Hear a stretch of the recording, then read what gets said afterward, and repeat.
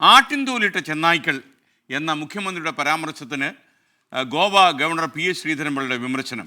രാഷ്ട്രപതി, ഉപരാഷ്ട്രപതി, പ്രധാനമന്ത്രി എന്നിവരെയും താൻ ഉൾപ്പെടുന്ന ഗവർണർമാരെയുമാണ് മുഖ്യമന്ത്രി അവഹേളിച്ചതെന്നാണ് അദ്ദേഹത്തിൻ്റെ വിമർശനം. ഫേസ്ബുക്ക് പോസ്റ്റിലൂടെയാണ് അദ്ദേഹം ഈ കാര്യം പറഞ്ഞിരിക്കുന്നത്.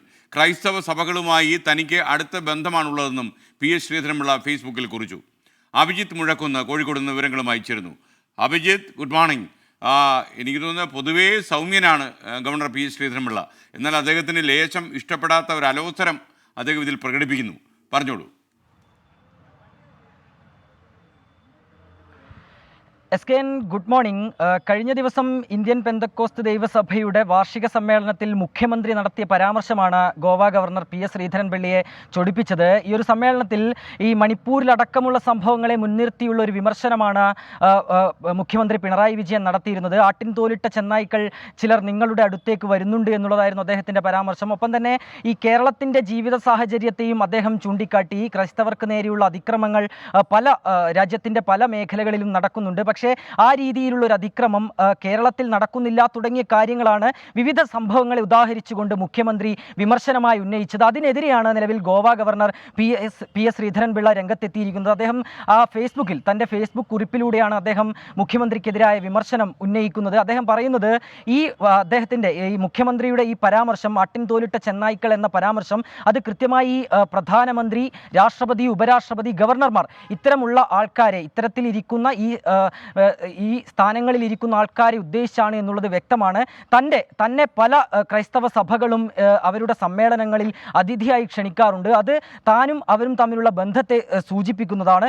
ഒപ്പം തന്നെ ഈ ഒരു ആത്മീയ വേദിയിൽ, പെന്തക്കോസ്ത് സഭയുടെ ഒരു ആത്മീയ സമ്മേളനമായിരുന്നു നടന്നത്. അത്തരമൊരു വേദിയിൽ ഈ ഒരു തരത്തിലുള്ള പരാമർശം നടത്തിയത്, പ്രത്യേകിച്ച് രാഷ്ട്രീയമായ പരാമർശം നടത്തിയത് വളരെ അനുചിതമായി പോയി എന്ന കാര്യം കൂടി ശ്രീധരൻപിള്ള തൻ്റെ ഫേസ്ബുക്ക് കുറിപ്പിലൂടെ വ്യക്തമാക്കുകയാണ്.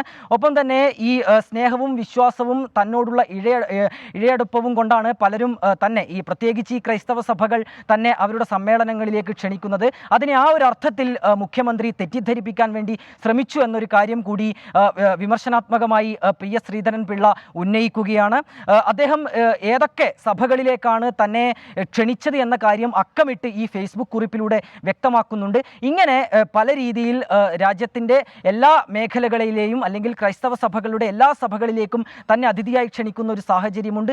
ആ ഒരു സന്ദർഭത്തിൽ ഇത്തരത്തിലുള്ള ഒരു പരാമർശം മുഖ്യമന്ത്രിയുടെ ഭാഗത്തു നിന്ന് ഉണ്ടായത് തന്നെ വേദനിപ്പിച്ചു. മാത്രമല്ല അതിൽ തൻ്റെ വിമർശനം, തൻ്റെ അമർഷം രേഖപ്പെടുത്തുകയാണെന്ന കാര്യം കൂടി PS ശ്രീധരൻപിള്ള പറയുകയാണ്.